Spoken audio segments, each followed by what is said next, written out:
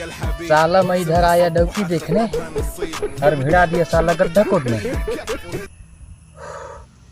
साला आज पीने का जुगाड़ जमाना पड़ेगा रे भाई, बहुत काम हो गया साला, पूरा दर्द कर रहा है। लेकिन मेरे पास पैसा नहीं है, कुछ तो करना पड़ेगा रे बाप।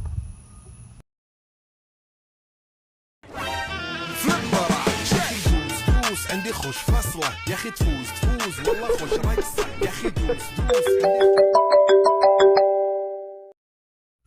ओ मालिक, वो क्या है ना, आपने जो 2 कुत्ता लाया था वो पिंजरे में नहीं है।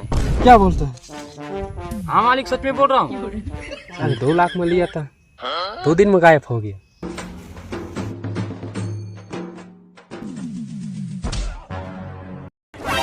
हाँ यार, सच में नहीं है। साले गया तो गया, कहाँ गया साले?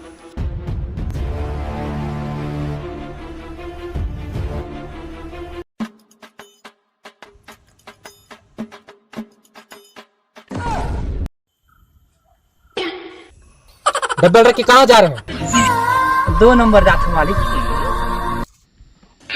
हेलो